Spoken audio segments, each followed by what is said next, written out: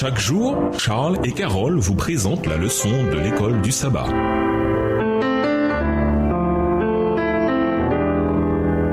Bienvenue dans votre émission Dieu nous parle. L'oiseau de jeudi, l'espérance de la terre promise. Lisons Genèse 49, verset 29 à Genèse 50, verset 21. Quels grands thèmes d'espérance sont présents dans la conclusion du livre de la Genèse? Genèse 49, le verset 29 à Genèse 50, le verset 21. Puis il leur donna cet ordre. Je vais être recueilli auprès de mon peuple. Enterrez-moi avec mes pères dans la caverne qui est au champ d'Éphron, le Héthien, dans la caverne du champ de Macpéla, vis-à-vis de Mamré, dans le pays de Canaan. C'est le champ qu'Abraham a acheté d'Éphron le Héthien comme propriétaire sépulcral. Là, on a enterré Abraham et Sarah, sa femme. Là, on a enterré Isaac et Rebecca, sa femme. Et là, j'ai enterré Léa. Le champ et la caverne qui s'y trouvent ont été achetés des fils de Heth. Lorsque Jacob eut achevé de donner ses ordres à ses fils, il retira ses pieds dans le lit, il expira et fut recueilli auprès de son peuple. Genèse 50. Joseph se jeta sur le visage de son père, pleura sur lui et le baisa. Il ordonna aux médecins à son service d'embaumer son père, et les médecins embaumèrent Israël. 40 jours s'écoulèrent ainsi et furent employés à l'embaumer, et les Égyptiens le pleurèrent 70 jours. Quand les jours du deuil furent passés, Joseph s'adressa aux gens de la maison de Pharaon et leur dit: Si j'ai trouvé grâce à vos yeux, rapportez, je vous prie, à Pharaon ce que je vous dis. Mon père m'a fait jurer en disant: Voici, je vais mourir. Tu mentiras dans le sépulcre que je me suis acheté au pays de Canaan. Je voudrais donc y monter pour enterrer mon père et je reviendrai. Verset 6. Pharaon répondit: Monte et enterre ton père comme il te l'a fait jurer. Joseph monta pour enterrer son père. Avec lui montèrent tous les serviteurs de Pharaon, anciens de sa maison, tous les anciens du pays d'Égypte, toute la maison de Joseph, ses frères et la maison de son père. On ne laissa dans le pays de Goshen que les enfants, les brebis et les bœufs. Il y avait encore avec Joseph des chars et des cavaliers, en sorte que le cortège était très nombreux. Arrivés à l'ère d'Atad, qui est au-delà du Jourdain, ils firent entendre de grandes et profondes lamentations. Et Joseph fit en l'honneur de son père un deuil de 7 jours. Verset 11. Les habitants du pays, les Cananéens, furent témoins de ce deuil dans l'ère d'Atad. Et ils dirent: Voilà un grand deuil parmi les Égyptiens. C'est pourquoi l'on a donné le nom d'Abel Misraïm à cette terre qui est au-delà du Jourdain. C'est ainsi que les fils de Jacob exécutèrent les ordres de leur père. Ils le transportèrent au pays de Canaan et l'enterrèrent dans la caverne du champ de Macpéla qu'Abraham avait acheté d'Éphron le Héthien comme propriété sépulcrale et qui est vis-à-vis de Mamré. Joseph, après avoir enterré son père, retourne en Égypte avec ses frères et tous ceux qui étaient montés avec lui pour enterrer son père. Quand les frères de Joseph virent que leur père était mort, ils dirent: Si Joseph nous prenait en haine et nous rendait tout le mal que nous lui avons fait. Verset 16. Et ils firent dire à Joseph: Ton père a donné cet ordre avant de mourir. Vous parlerez ainsi à Joseph: Oh, pardonne le crime de tes frères et leurs péchés, car ils t'ont fait du mal. Pardonne maintenant le péché des serviteurs du Dieu de ton père. Joseph pleura en entendant ces paroles. Ses frères vinrent eux-mêmes se prosterner devant lui et ils dirent: Nous sommes tes serviteurs. Joseph leur dit: Soyez sans crainte, car suis-je à la place de Dieu? Vous aviez médité de me faire du mal. Dieu l'a changé en bien pour accomplir ce qui arrive aujourd'hui, pour sauver la vie à un peuple nombreux. Soyez donc sans crainte, je vous entretiendrai, vous et vos enfants. Et il les consola en parlant à leur cœur. La conclusion de Genèse est composée de 3 événements qui sont pleins d'espoir. D'abord, c'est l'espérance qu'Israël retournera en terre promise. Moïse, l'auteur de la Genèse, décrit la mort et l'ensevelissement de Jacob et de Joseph comme des événements renvoyant à la terre promise, juste après sa malédiction et sa prophétie sur les 12 tribus d'Israël. Genèse 49, verset 28. Jacob pense à sa mort et demande à ses fils de l'enterrer en Canaan, dans la grotte de Macpéla, là où Sarah était enterrée. Genèse 49, verset 29 à 31. Le récit décrivant la procession funèbre vers Canaan devient annonciateur de l'Exode plusieurs siècles après. Deuxièmement, c'est l'espérance que Dieu changera le mal en bien. Après la mort et l'ensevelissement de Jacob, les frères de Joseph s'inquiètent pour leur avenir. Ils craignent que Joseph ne prenne sa revanche. Ils viennent le voir et se prosternent devant lui, prêts à devenir ses esclaves.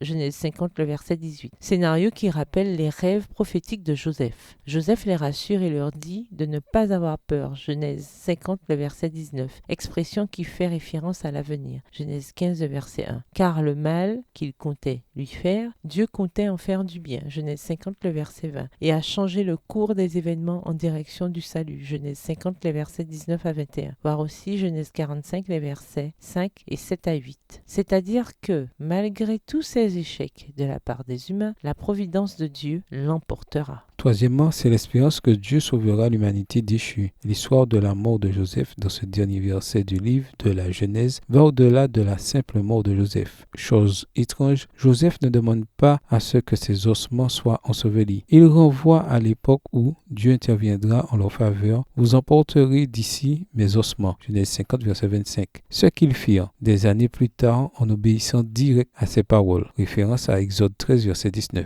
En définitive, l'espérance de la terre promise, Canaan, est un symbole, un précurseur de l'espérance ultime du salut, de la restauration et d'une nouvelle Jérusalem dans un nouveau ciel et une nouvelle terre. Notre espérance ultime à tous, une espérance rendue certaine par la mort de Shiloh. Lisons Apocalypse 21, les versets 1 à 4. En quoi ces versets représentent-ils l'espérance la plus grandiose que nous avons? Sans cette promesse, quel espoir avons-nous à part la mort comme fin de tous nos problèmes? Apocalypse 21, versets 1 à 4. Puis je vis un nouveau ciel et une nouvelle terre, car le premier ciel et la première terre avaient disparu et la mer n'était plus. Et je vis descendre du ciel d'auprès de Dieu la ville sainte, la nouvelle Jérusalem, préparée comme une épouse qui s'est parée pour son époux. Et j'entendis du trône une forte voix qui disait: Voici le tabernacle de Dieu avec les hommes. Il habitera avec eux, et ils seront son peuple, et Dieu lui-même sera avec eux. Il essuiera toute larme de leurs yeux, et la mort ne sera plus. Et il n'y aura plus ni deuil, ni cri, ni douleur, car les premières choses ont disparu. Au revoir. Et à demain si Dieu veut. Dieu nous parle. Chaque jour, Charles et Carole vous présentent la leçon de l'école du sabbat.